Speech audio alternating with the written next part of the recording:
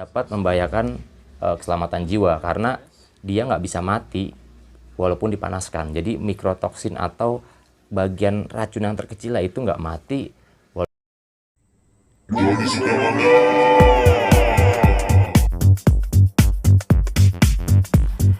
Oke guys, ketemu gue lagi, Joni Sukamangap, dan di kesempatan kali ini gue bakal nonton sebuah video dari Science Insider yang judulnya Never Eat the Clean Part of Moldy Bread. Jadi ini temanya sih tentang makanan, tapi makanan yang udah mempunyai gejala atau udah tampak ya, udah tampak kelihatan bahwa makanan tersebut udah kadaluarsa atau udah expired. Kira-kira gimana terusannya? Let's we check this video.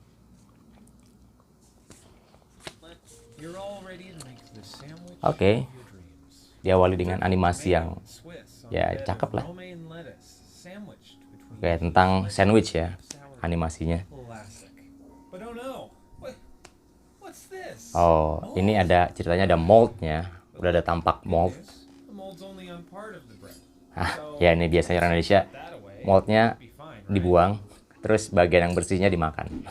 Oke, ini judulnya Never Eat the Clean Part of Moldy Bread. Jadi jangan pernah makan bagian yang bersih dari roti yang udah tampak moldnya tadi ya.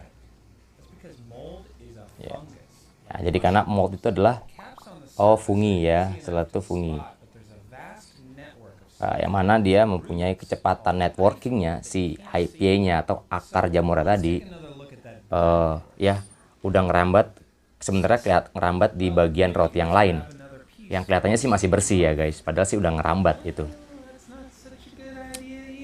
Nah, bagaimana kalau makan yang roti yang nggak ada jamurnya, tapi satu belinya sama-sama gitu.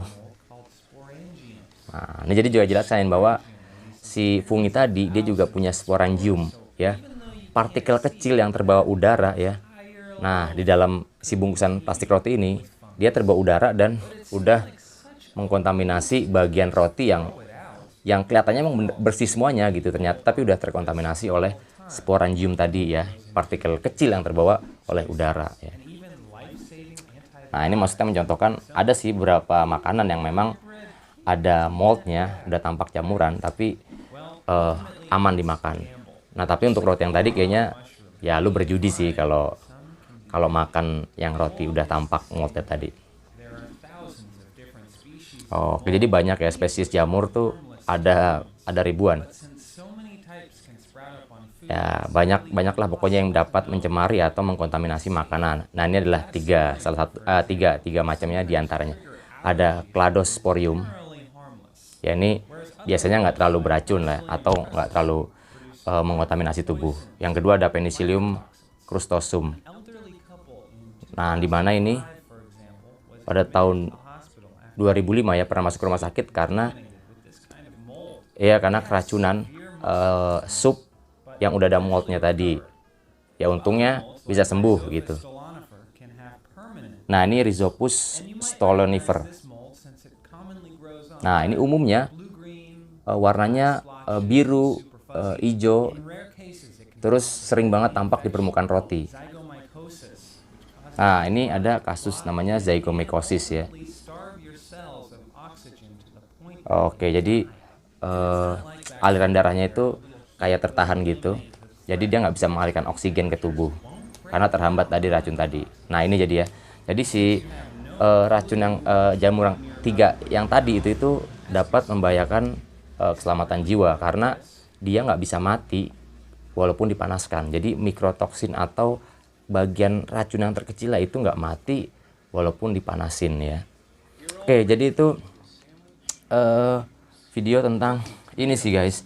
Ini gue juga akhirnya mengerti juga ya bahwa terlalu beresiko untuk makan roti yang ada moldnya ya. Mold itu ya, kalau menurut deskripsi yang dijelaskan Wikipedia, mold itu adalah sesuatu yang lembut ya, bagian yang lembut, yang halus gitu, yang biasanya berwarna hijau, biru ya, atau kehitam-hitaman atau juga abu-abu lah, yang mana dia itu tumbuh dan berkembang ya pada suatu permukaan objek ya, bisa makanan atau non makanan, yang mana biasanya makanan itu atau objek itu dibiarkan terlalu lama di lingkungan yang lembab ataupun juga lingkungan yang sekitarnya ada airnya gitu deh ya. Ini contohnya ya kayak roti tadi ada moldnya. Jadi mold itu mengacu pada artinya itu tadi ya. Terus yang kemudian nggak hanya makanan, misalnya pakaian juga bisa ada moldnya atau bisa ada tampak nodanya. Terus juga tembok atau triplek yang biasa kena air tuh, kena air hujan, dia ada moldnya. Jadi dalam bahasa general atau bahasa umumnya orang Indonesia bilangnya ya jamuran gitulah. Jadi rotinya jamuran, bajunya jamuran, temboknya jamuran, maksudnya adalah jamur yang ini ya, mold itu tadi.